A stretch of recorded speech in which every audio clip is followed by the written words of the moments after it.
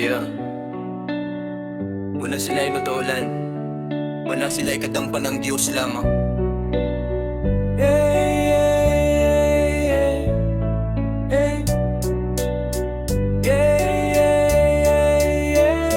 Tungkol sa kalisod, tungkol sa kaubos sa sweldo, ang uban Pilipino miyerto nasa abroad.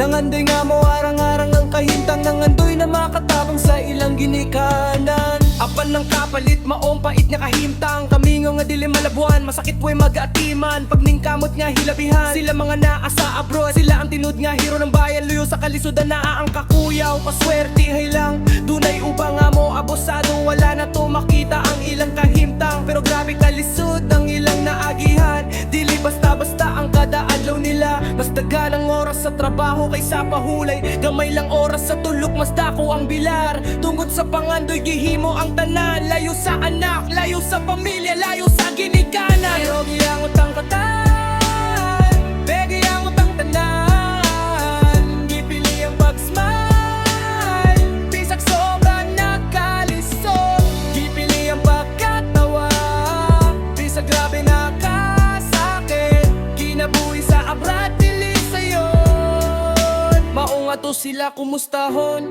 dili sayon ng ilang kahimtang. Wala sila'y masumbongan, wala sila'y madulan, wala sila'y kadampan ng Diyos lamang.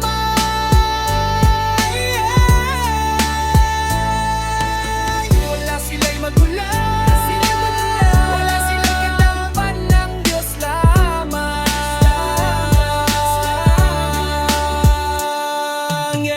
Logi ang utang tanan, logi ang utang tanan, gipili ang pag-smile, bisag sobra nakalisod, gipili ang pagkatawa, bisag grabe nakasakit, kinabuhi sa abrat, dili sayon. Mao nga to sila kumustahon,